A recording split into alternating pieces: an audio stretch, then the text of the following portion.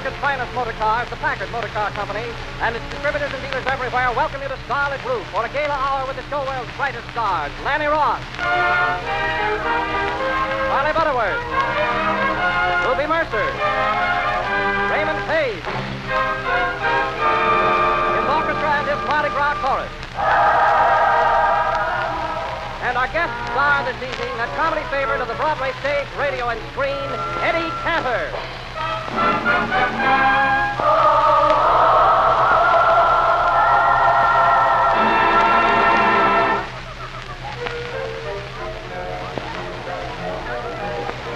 evening, ladies and gentlemen. This is Don Wilson greeting you once again from Scarlet Roof, overlooking the lights of Hollywood, where the paths of the show world's leading entertainers cross each Tuesday evening. Tonight, as you know, we welcome as our guest one of the foremost performers of the air, the evangelized purveyor of laughter and fun, Eddie Cantor, who this year is celebrating his 25th anniversary in the show business. As usual, we have many treats in store for you. And as a special surprise, our guest introduces his newest juvenile talent discovery. It's an hour you won't forget, and here it begins. Raymond Page signals his orchestra and chorus, and gaiety opens another Hollywood Mardi Gras.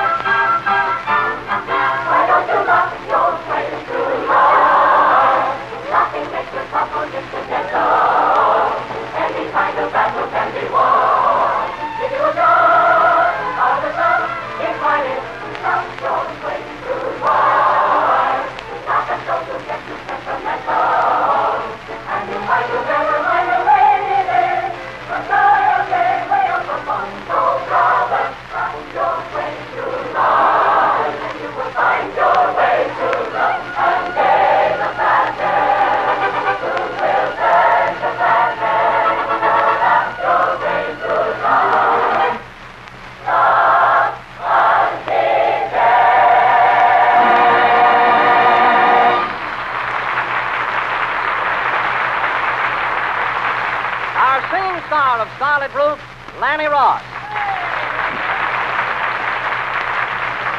Thank you, ladies and gentlemen. And thanks, Ray, for opening our show with Laugh Your Way Through Life from that great new picture, Alibaba Goes to Town, starring Eddie Cantor, who, by a strange coincidence, is our guest of honor on Scarlet Roof tonight. We'll hear from Eddie very soon. And now, I'd like to introduce the man who needs no introduction. And never gets one. Charlie Butterworth. Charlie, you know you're a little late again tonight. What is it this time? Well, frankly, Lanny, all my time lately has been taken up with my new electric toothbrush. Really, Charlie? Have you got one of those new electric toothbrushes? Say, tell me, what do you think of it? Lanny, you know, I'm going to like it. Why, the first day I used it, I learned to tattoo myself. Second time I tried it, I struck oil in the lower bicuspid. Say, what won't you be thinking up next? Well, that's a fair question, Lanny, and I'll ignore it. Just listen to my latest discovery, though. Like a parrot. Yes, sir, the finest talking parrot in the world. He's a mimic, too, Lanny. He can imitate any comedian on the air. Say, Charlie, let's have some fun with him. Jane Rhodes, Ruby Mercer. Hey, look what Charlie brought in. Oh, isn't he cute? Polly, want a cracker? Yes, Polly, want a cracker? Polly, want a cracker? Polly, want a cracker? What do you say, Polly? Oh, pretty dull conversation. Who's writing your material? Yes, sir, Polly's going to save Scarlet Roof a lot of money, Well, just how is this parrot going to save us money, Charlie? Well, Lanny, if we want Jack Benny on the program, we just have the parrot do the imitation. Instead of paying Jack, all we have to do is just slip the parrot a couple crackers. Well, he looks like a pretty old bird to me. Who trained him? I didn't, little feller. I was afraid of that. Yes, this bird can imitate anyone. Give him your Eddie Cantor, will you, Polly? Okay, Chicky. If you knew Susie like I know Susie, oh, what a girl. Good evening, friend. Well, there you are, Lanny. Eddie Cantor and Al Jolson all rolled up in one bird. Think of the money we can save. Why, anyone the bird impersonates can be dropped from the program. Well, isn't that a little drastic, Charlie? Lanny, you mustn't let sentiment stand in our way. Anyone the parrot imitates must go. Wait a minute, Charlie. The parrot's going to talk. Oh, my diary. Here, now, wait a minute. None of that. Say now, Charlie, you remember your own words. We mustn't let sentiment stand in your way. Goodbye, Charlie. Oh, I'm going to take my car and get this bird away from here as fast as I can. No, you leave, but let the bird stay. He's good. This is Lanny Ross, folks. Moonlight and roses. Wait a minute, Charlie. Take my car. It's faster. Here's Lanny. Moonlight and roses.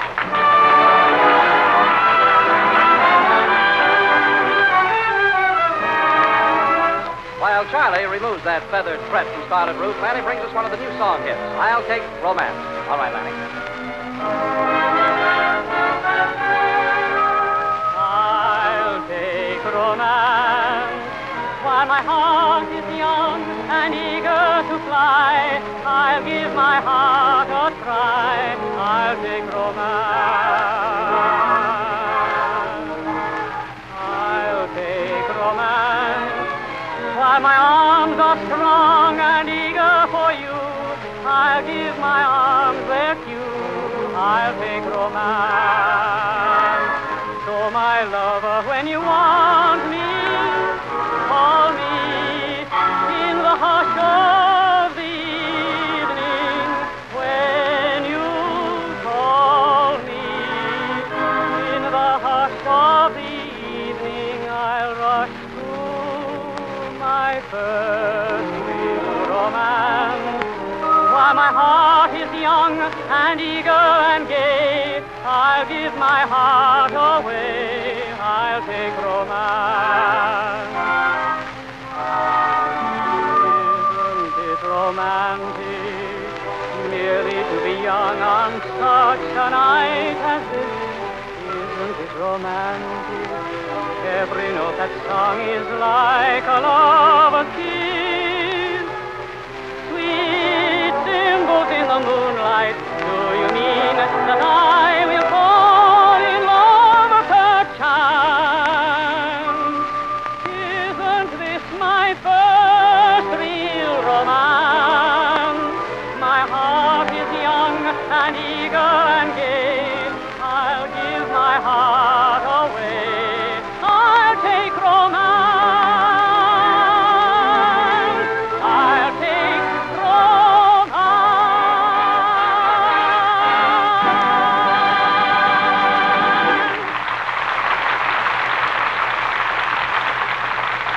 Tonight, ladies and gentlemen, we reach the halfway mark in the largest and most exciting contest in Packard's history.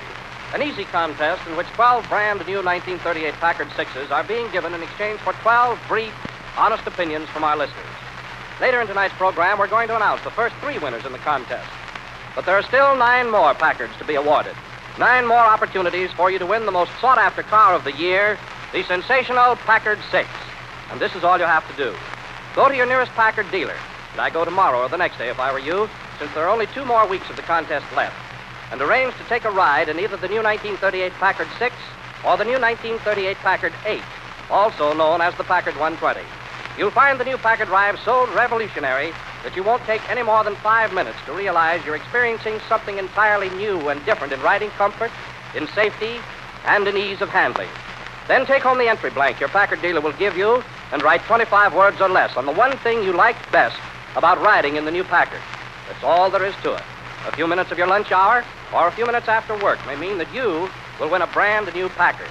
And an opportunity like that is too big to let slip by. Don't you miss it.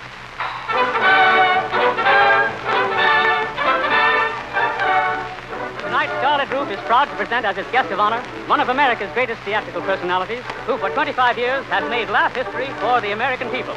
Ladies and gentlemen, we give you his honor, the mayor of Texaco Town, Eddie Cantor.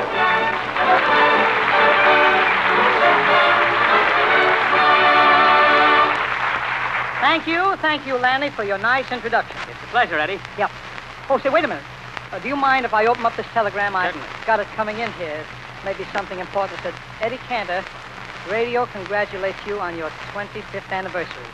CBS wants you, CBS needs you, CBS can have you, signed NBC. Well, Maybe I'm wrong.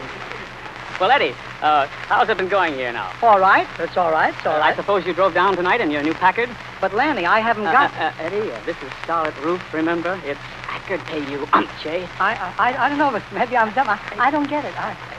Well, you don't have to get it, Eddie. You've already got it. What gives you the smoothest ride? Climbs hills so easily. Gives you plenty of speed and economy, too. Oh, now I see. Sure. Texaco gasoline, am I right? Never mind, Eddie. Just forget it. But, Lanny, you don't have to be afraid to let me say Texaco. After all, it's my bread and butter. Yes, but Packard is giving you a little extra gravy. You said it. Oh, I catch on. You want me to say that I came down here in my new Packard? Yes. Well, I didn't. Oh. See, I came down in the bus. My wife is using the Packard. Finally got that in. It's some relief. Seriously, Lanny, I've been wanting to tell you how much I've enjoyed your singing. You know, I always listen every Tuesday. Oh, gee, thanks, Eddie. Well, come on, Lanny. I gave a little. Now you give a little. I'm afraid this is a little embarrassing. Go ahead, Lanny. You won't embarrass me. I'm used to being complimented. Well, it's not that, Eddie, but I've never heard your program, you see. No? Just at the time you go on, there's a swell weather report. Oh, isn't that... Do you mind if I just slap you once like that? That's a fine thing to say. I'll bet you're just jealous about having another tenor on the program. You don't consider yourself a tenor, do you? Why, to be a tenor, you've got to hit high notes like this. Like what? Mama! Is that the best you can do? Listen to this. Lanny, cut that out. Stop twisting Mr. Cantor's arm. I can't stand that suffering. Well, wait a minute, Charlie. I wasn't suffering. No, but I was. What? Say, you can't talk like that about me, Charlie Butterworth. I don't think Charlie meant to be insulting. No, of course not. As a matter of fact, I've always admired you as a comedian, Eddie. I only wish I could have told some of your jokes. Yeah, what else do you think you've been doing the past 2 years? Yeah. Seriously, Eddie, Charlie and I both think your programs are swell. You know, Lanny, I was looking through my scrapbook last night, and I ran across one of my old programs. You know, from the old Chase and Sanborn days. I brought it along to show you what we did a few years ago. Well, Eddie, why don't you let us do one of those old programs? Good idea. All right, now let's see. Who can we get to be Jimmy Wallington? Come in. Say, Oh, pardon me. I guess I'm in the wrong studio. No, wait a minute. Just a minute. Have you ever been on the radio? Radio? No. Have you ever done any acting? Don't know a thing about acting. Good. No. Just the man to play the part of Jimmy Wallington. You're hired. Now for Park Your Carcass. Well, Eddie, I'm a bit of a dialectician myself in a revolting sort of a way. Let me be Parker Carker. Okay, Charlie. And Lanny, have I got a part for you? Eddie, what is it? Bobby Breed. But who are we going to get to play Rubinoff? I fiddle, fellas. Grandpa Sneed, that's the man. Grandpa Sneed. Say, isn't that the guy that played the parrot? What does he do around here? Relax, Popeye. Well, Papa.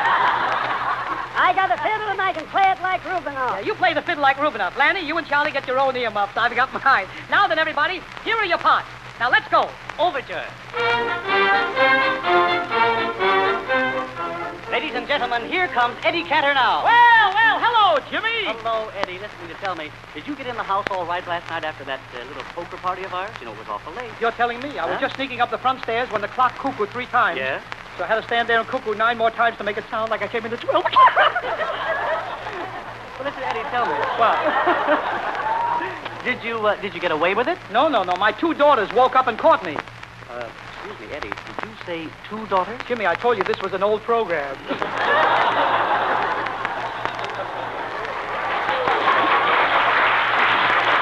Well, look, Eddie, let's get on with the program, huh? Ladies and gentlemen, Rubinoff and his violin. Thank you.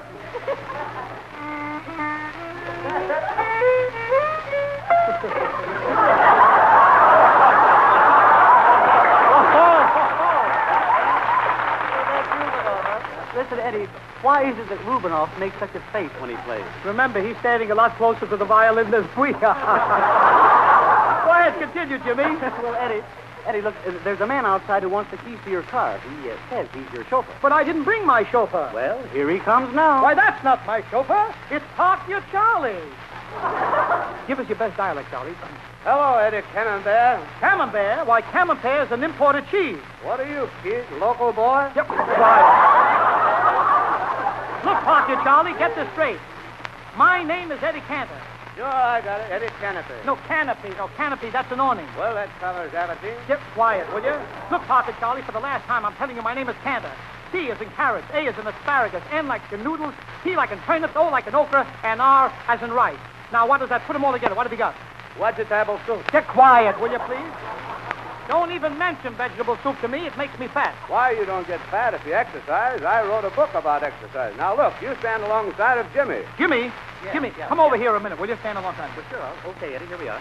What happens next, Pocket Charlie? Go on. Say, wait a minute. Why do you want Jimmy and me to stand side by side? That's the directions sheet. It says here in the book, deals together. Get out of here. You know, Jimmy, I had a feeling Charlie would get a big hand when he went out. You mean because he did park your carcass so well, huh? No, because he went out. Uncle Eddie! Uncle Eddie! It's Bobby, Lanny. Go ahead if you have to. What's the matter? Bobby, you were late coming home from school today. What was the trouble? Well, Uncle Eddie, I wrote on the blackboard, I hug and kiss better than any boy in the class. Yeah? And the teacher kept me after school. Uh-huh. She kept you after school. Now, what does that prove, Bobby? It pays to advertise. Bobby, I don't know what I'm going to do with you. Today I got a note that you are failing in arithmetic. Now I'm going to give you a lesson right here. How much is 2 and 2? 14. 14. You could at least cut it down to 10 or 12. Look, I'll make it easier. Suppose I laid 2 eggs here and 2 eggs over there. Now, how many would I have? 4, Daddy. But I don't think you can do it.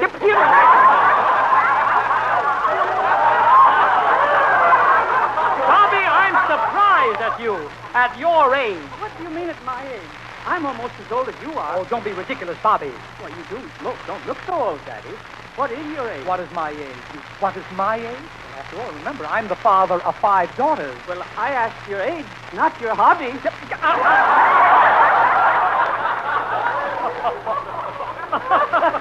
Wait a minute, Jimmy. Are you laughing at Lanny playing Bobby Bree? Oh, no. It's not that, Eddie. I was just looking at another of your old scripts. Yeah? Oh, you certainly did some old jokes, didn't you? Did not? I sure did. Yes, sir. Look, especially this one here. Where? Oh, boy, this is awful. Look at this Yeah. one right here. Let's see. Put that script away, you dope. That's my program for tomorrow night. What's the matter?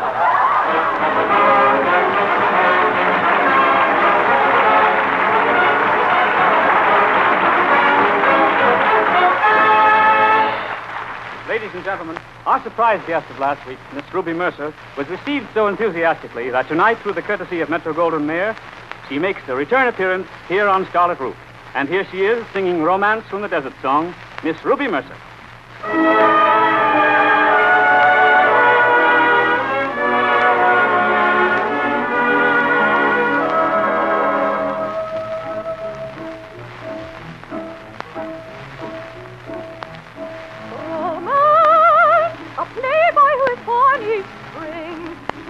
Nightingale to sing a very pretty song. I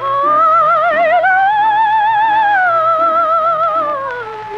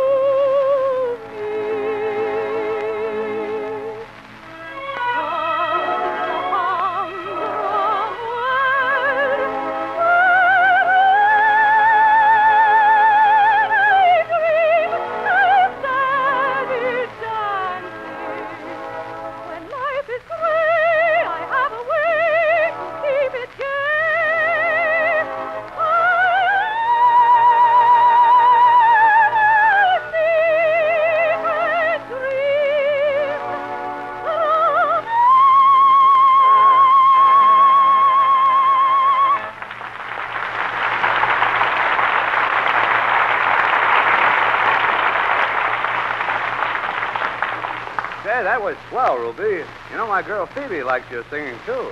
Oh, Charlie, I'm so glad to hear that. You know, I've heard a lot about your girl, Phoebe. Tell me, what's she like? Oh, she's really marvelous, Ruby. I don't like to brag, but in her youth, she was named Miss America. Oh, that's wonderful.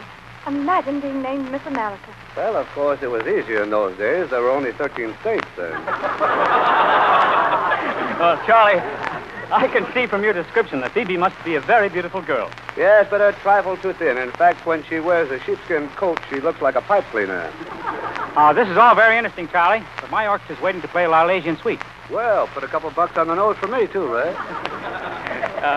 In his musical specialty this evening, we find Raymond Page again masterfully blending his orchestra and his 72-voiced Mardi Gras chorus in a selection with the typical Rimsky fire and color.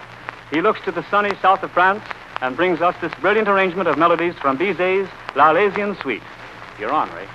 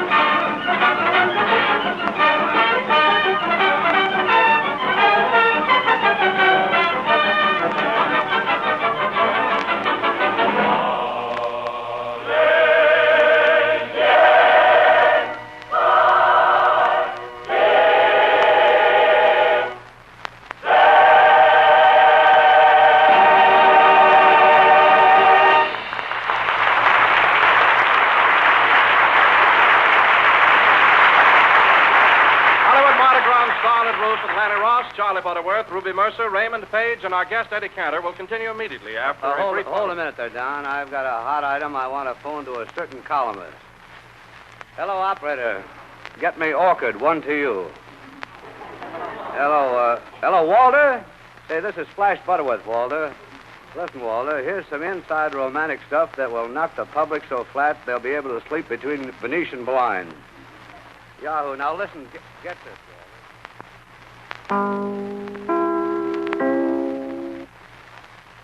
WEAF, New York.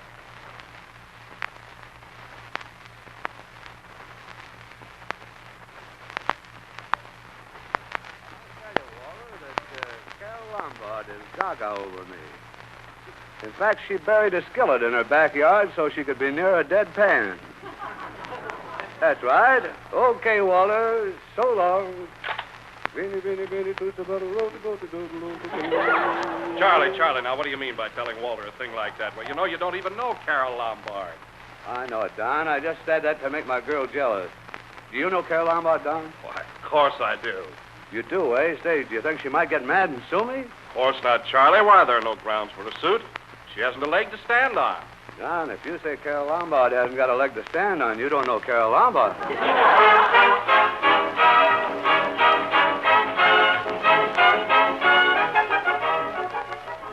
We're back on Scarlet Roof, ladies and gentlemen, where the Hollywood Mardi Gras resumes. But before we go any further, I want to ask our guest star, Eddie Cantor, a question. Anything at all, Lanny? Well, Eddie. What's on your mind? What was there to this talk about Diana Durbin and Bobby Breen being in love? Oh, that was just a little ether romance we fixed up for the radio. But to tell you the truth, Lanny, maybe I shouldn't tell it on the air. But for the past year or so, Bobby has been calling on my little daughter, Janet. She's 10 years old, you know. Very cute, you know. After all, you know, I've got one daughter married. One down and 4 to go, you know. And Bobby, it's very cute. Bobby calls on little Janet. He brings her always a bunch of flowers, sticks it in the garden before he comes in, you know. And brings in a box of peanut brittle. One thing about peanut brittle, you're never through with it, you know. And he and Janet sit in the living room. I don't bother him. I go out. I figure she's 10 years old. She's getting on in years. I'd like to get her off my hands, you know. Well, Eddie, tell me, where do you find these remarkable children like Diana and Bobby? Oh, anywheres, everywheres. Why, only yesterday I ran across a little fellow in front of the Brown Derby. He asked me for my autograph, and although he's only 10 years old, in a little while, you'll be asking him for his. See if I'm not right. Ladies and gentlemen, meet little Terry Kilborn.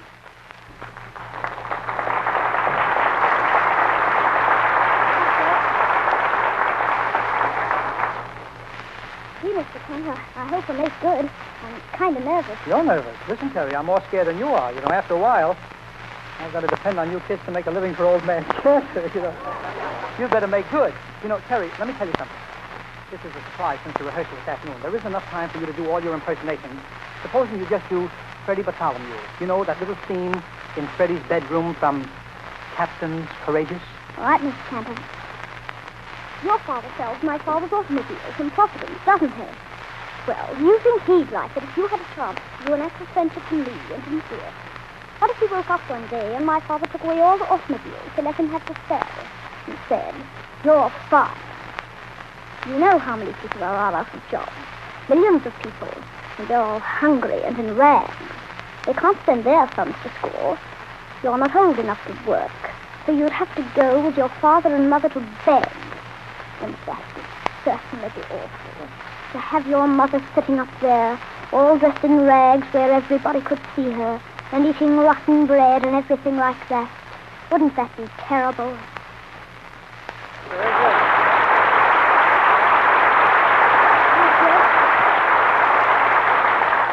That was fine, Terry, and now I wish you'd forget mimicry and do the scene you did for me last night. You know the scene where the little boy goes to the pound looking for his dog? Let's have it. Please, Mr. Pound, I want to get my dog, Pal. The man brought him here just a few minutes ago. He's an old brown dog. He'll know me, so you can tell he's mine. He'll do some tricks if I tell him to, so you know by that, too. It's all right, Pal. I'll be there in a minute. What? Oh, I can't have him back. pay $2. $2 is more than I ever had at one time. Please, we won't stay in your town. We'll get right out. Not without a license? Oh, sure then. I'll pay for a license. But I gotta earn the money first.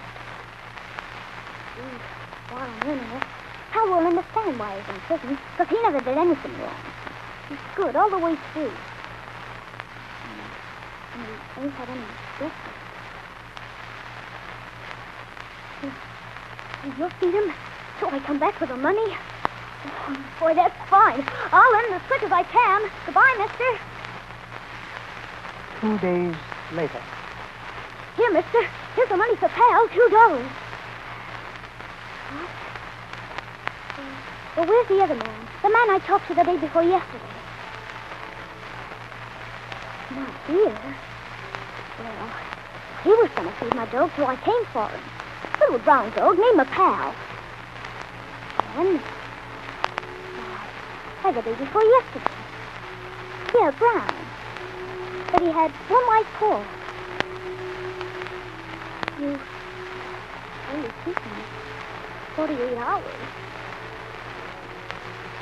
You must be pretty much over that now. You must have kept Pal. You must. Even these.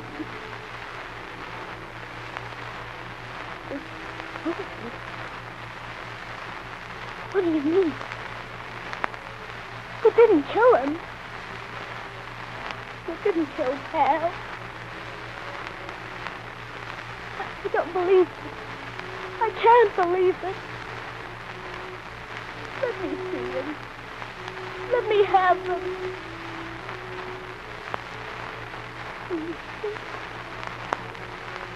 You don't know what you've done. You don't know what you've done.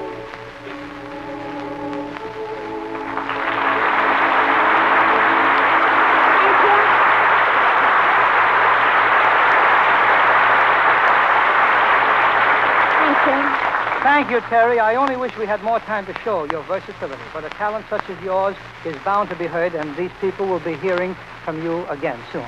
Thank you, Mr. Cantor. Now, would you sing a song for us? Well, say, what made you think of that? Remember? You told me to ask. Yeah. All right, Terry. All right. Always kidding, those kids. I'll sing one. I hope all my friends will remember. My baby just cares for me. Okay, Ray. Allie Cantor goes to town. I'm so happy since the day that I fell in love in a great big way. And the big surprise is someone loves me too. Yes, it's hard for you to see just what anyone could see in me, but it only goes to prove what love can do. My baby don't care for shows. My baby don't care for clothes. My baby just cares for me. My baby don't care for silk and laces. My baby don't care for high-tone places. My baby don't care for rings or other expensive things. She's sensible as can be. My baby don't care who knows it.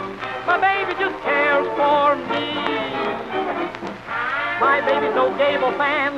Robert Taylor is not her man. My baby just cares for me. My baby don't care for Lawrence Tibbetts. He'd rather have me around to kibitz. Gary Cooper is not her style, and even Big Powell's smile is something that she can see. I wonder what's wrong with baby. My baby cares for me.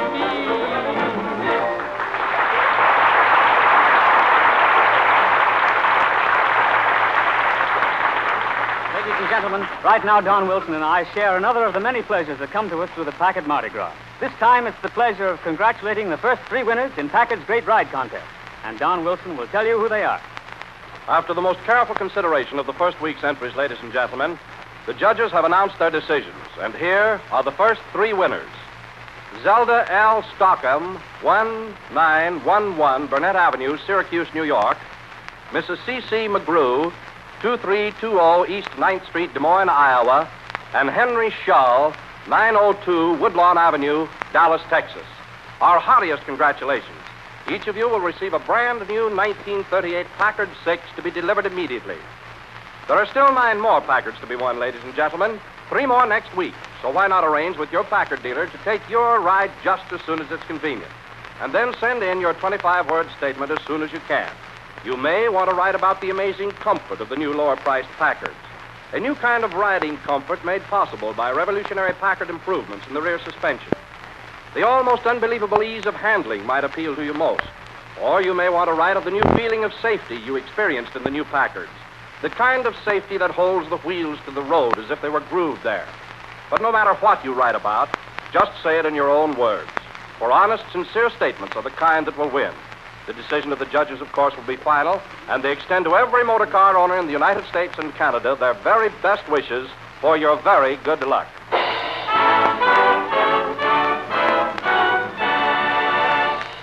Ladies and gentlemen, swing is here, they say, and here is Swing, brought to you by our lively little 16-year-old, Jane Rhodes, RKO's Starlet, and Starlet Roof's Pride. Swing out, Jane, with Bob White. Mr. Bob, don't you know things have changed? You're behind time with the melody you always sing. All the birds have their songs rearranged. Better get smart, what you gotta do today is swing. I was talking to the whippoorwill. He says you got a corny thrill. La-do-da-do-day, Bob White, what you gonna swing tonight? I was talking to the mockingbird. He says you are the worst he's heard. La-do-da-do-day, Bob White, what you gonna swing tonight? Even the owl tells me you're foul, singing those lullaby notes. Don't be a bring down if you can swing down. Give me those high notes. There's a lot of talk about you, Bob, and they're saying you're off the top. La-do-da-do-day, fake it. Mr. B, come on and take it. Follow me, Bob White. We're gonna break it up tonight.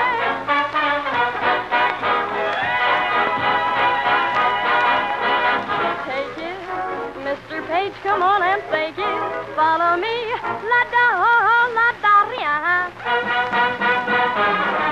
Da-ria-ria-oh. That's right, keep it tight. We're gonna break it up tonight.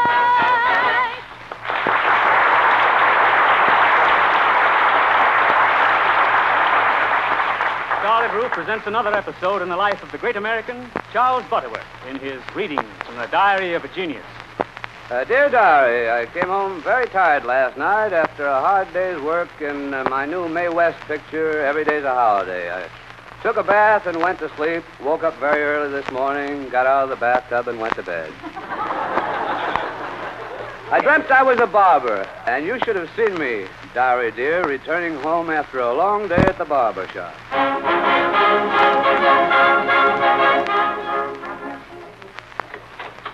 Ah, home at last.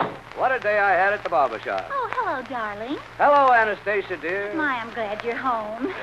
Give me a great big kiss. Next. I'm glad to see you, honey. Darling, it's so nice that you're home. Can little wifey Pifey put her head on your shoulder? Sure, Anastasia Wager. Ah. Getting a little thin on top, isn't it, darling? Now, Charlie, you're not at the barber shop. I'm sorry, dear. Oh, Charles, did you happen to put hair tonic in that Worcestershire sauce bottle? Come to think of it, I guess I did. Oh, that explains it. You better come in the kitchen and shave the pot roast. Okay, is there anything else new? Well, you might go in and speak to your chiseling grandfather. He's been cheating himself at solitaire all afternoon, and he's $40 in the hole. Hello, Gramps. How are you? I did a little, Chucky boy. Hey, anything exciting happen at the barber shop today? Well, Gramps, my old boss came in the shop and I shaved him. What's that, after he fired you? Hey, he's got a lot of cheek. Not anymore, he hasn't. Take it easy, Eddie. And you had me. Say, how'd you like that new razor I give you? Well, that's not so good, Gramps. What's the matter there? Doesn't it seem to grab hold like it should? Yes, but it doesn't seem to let go like it should. Hiya, Pop. How's things down at the clip joint? Hello, Vitalis. What happened at school today? Oh, I got my report card. Here it is. Say, I haven't seen anything this bad since I shaved a man on a mechanical horse. You better step in the other room with me, Vitalis. Are you going to strop me, Dad? Well, I ain't going to give you a facial. Oh, what's wrong with you, Charlie? You're always talking sharp. Well, it's just that child. He ain't been the same since he's had his tonsorials out. There you go again. You can't ever forget you're a barber. Why, just the other night, when Mrs. Van Cleve brought over her priceless painting of the Smith brothers, what did you do? Oh. You spent the whole evening in front of the painting trying to talk them into a shave. You should have let me alone, Anastasia. I had the one on the right practically sold. Yes, a fine grandson you are. Yesterday I told you I wanted my hair washed and singed, and you forgot all about it. I did not. Here it is. Huh? I think it shrunk a little, though. Well, that's okay. I'll wear it for a mustache. Oh, let's stop quibbling. I'll go fix dinner. I'll open it. Oh, it's the landlady. Excuse me, I'm going to scram. Mr. Butterworth, I want my rent. Oh. Now, first, you painted the house like a barber pole. And now I find a shoe shine stand on the front porch. Well, that's so people can be comfortable till I answer the door. Mr. Butterworth, this is the last time I'm coming here after the rent. Well, that's a relief. You've certainly been persistent. Why, with all the money you owe me, I don't see how you can stand to look me in the face. Money or no money, lady, it's been an awful strain. Now, you've been cheating me out of my rent money long enough. What do I look like to you? Oh, you couldn't do that. Why, I'll get the sheriff after you. I'll get the... Why, we were only kidding, you gorgeous siren. I'll get the... Why, Madam, you couldn't think that we were serious. Why, you more charm, refinement, and beauty, well, than any woman I know. Oh, cut it out.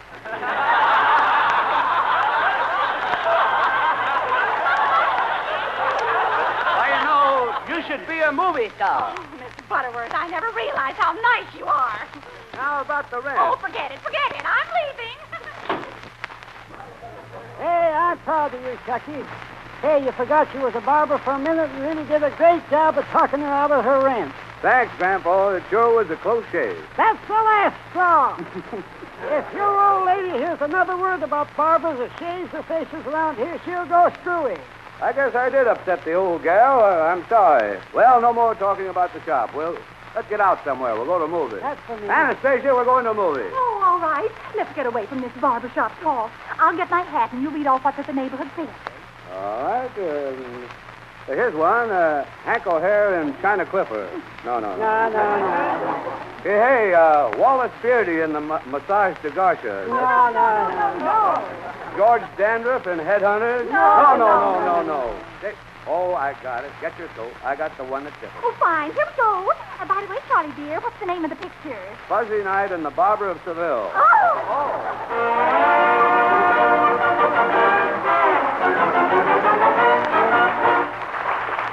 Ladies and gentlemen, the pendulum of variety in tonight's Hollywood Mardi Gras seems to swing now in the direction of song. And for you here in this gala movie land setting, and for all of you who are here with us in the spirit this evening, I'd like to sing a number that's long been a favorite of mine, Bartlett's ethereal ballad, A Dream. Last night I was dreaming of thee, love was dreaming. I dreamed thou didst promise we never should part, while thy loved voice addressed me, and soft and caressed me. I kissed thee and pressed thee once more to my heart. I kissed thee and pressed thee once more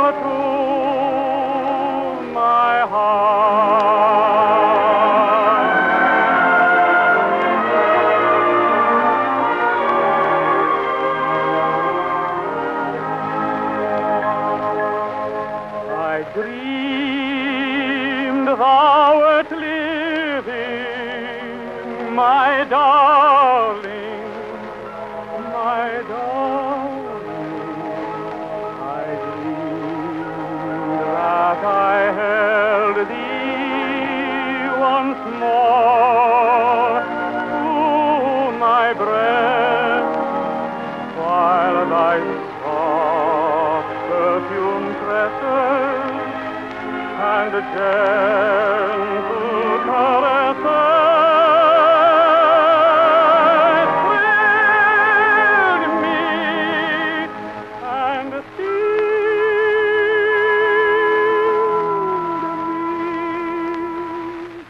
and lulled me to rest, thrilled me and stilled me and lulled me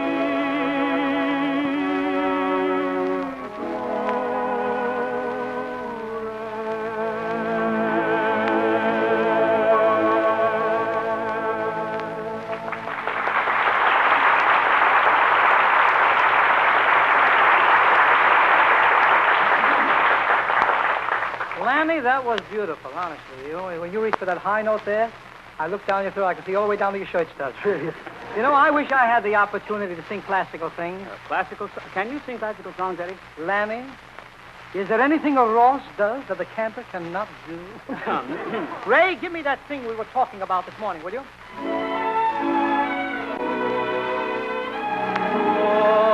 A little bit of heaven fell from out the sky one day, and it nestled in the ocean in a spot so far away.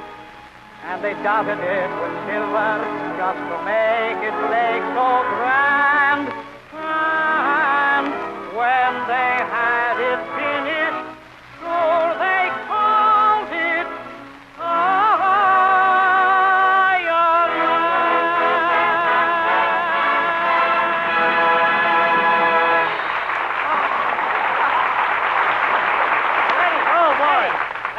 But if you do Ross, I can do Cantor. You mean you're going to sing like me? You're going to roll your eyes and clap your hands? Why not? It's a living. Oh-ho.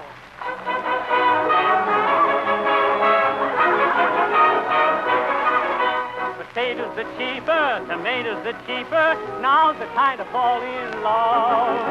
The candlestick maker, gave their price a downward shove. Grab yourself someone to fry your eggs and bacon. She can live just like a queen on what you're making. You'll even find it delicious to help with the dishes. Now's the time to fall in love. Hey, all right.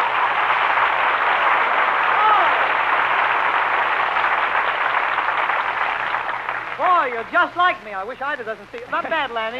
Not bad at all. The thing that would really worry me about doing this stuff would be those jokes. Catch your breath, Lanny. Catch your breath. I was watching you run up and down there. It's on pack of time. Go ahead. Where do you get your jokes, Eddie? Lanny, there you've hit the toughest thing of all. Believe it or not, we sit up nights thinking of jokes, how to get new ones, how to switch old ones. Why, even in my dreams, I hear who, what. Who is that lady I've seen with it? Jokes. Riddles to explain again. Farmer jokes, drummer jokes. These are cold, those are hot. Winter jokes, summer jokes, summer not. Gags. When the program has been done, another program is begun. Gagamania starts again. Gotta write new parts again. Jokes. Find the subject, start to kid it. Soon you'll find that Bergen did it. Benny did it. Burl did it. Penna did it. Pearl did it. Crack. Wise. Gotta get some stuff that's great. Wise.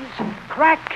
Gotta make it up to date. If you hit on something good, they grab it up in Hollywood. And Gable does it. Rancho Tone. Gobble does it. Simone. Though it's kicked from coast to coast, it will not give up the ghost. Someone finds a novel twist that the other minds have missed. So it's polished up, and then the vicious circle starts again. Benny does it. Pearl does it. Penna does it. Pearl does it. Gag. Fun. Kids today are reared on it. Joke. Pun. Each one has a beard on it. Jokes. Puns. Quips. gags, wise, cracks, laugh, laugh, laugh. They have stolen all my stuff, but from now on I'll be tough. I will copyright those precious jokes. I will make those pirates stop. And then, by holy smokes, if they want to use my jokes, they will have to come and buy them from me at my antique shop.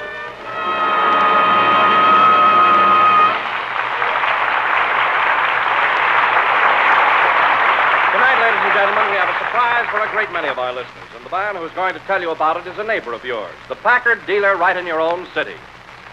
Most of the people who come into our showrooms here in New York City are genuinely and sincerely surprised to learn how really low the monthly payments on a new 1938 Packard car can be.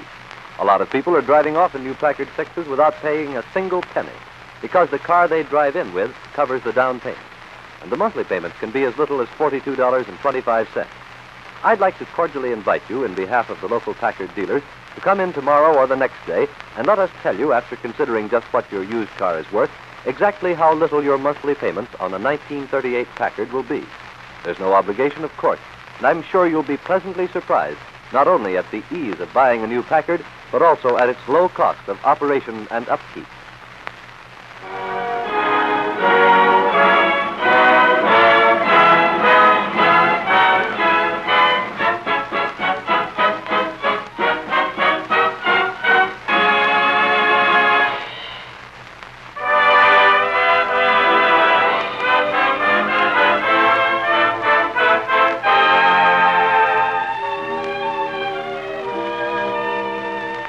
This evening, we again delve into the seemingly inexhaustible treasure of captivating music in the field of American light operas. Tonight, Raymond Page, his grand orchestra and chorus join me and Ruby Mercer in recalling a scene which introduced the beautiful love song Wanting You in Romberg's tuneful operetta, The New Moon. My heart is aching for someone, and you are that someone.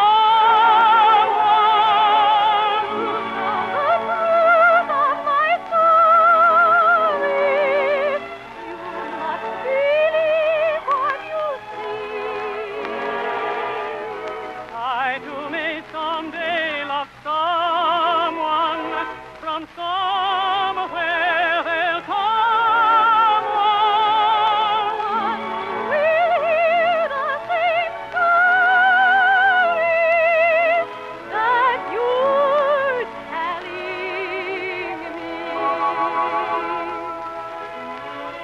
Wanting you every day, I am wanting you. Every night I am longing to hold you close to my eager heart. Wanting love in that heaven I'm dreaming of makes that heaven seem far above any hope that I'll gain my quest. Dreams are vain, but I cling to the merest chance that you may hear me. Dreams are vain, for whenever I wake, I never find you near me. Wanting you, nothing else in this world will do. In this world you are all that I adore. All I adore.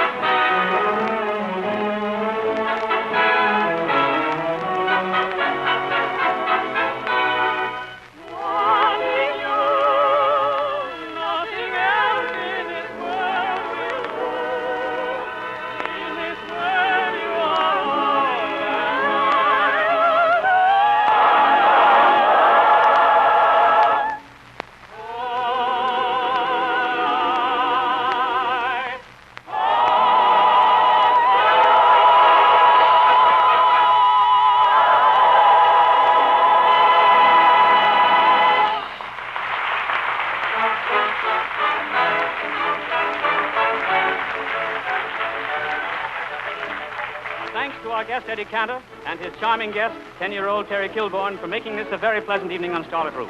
We appreciate the courtesy of his sponsor, the Texas Company, for making possible his appearance here tonight. Join us again next week, ladies and gentlemen, when we have as our guests those pals of the Brownies, those mad merchants of whimsy, Colonel Stoopnagle and Buck. Good night, everyone. This is the National Broadcasting Company.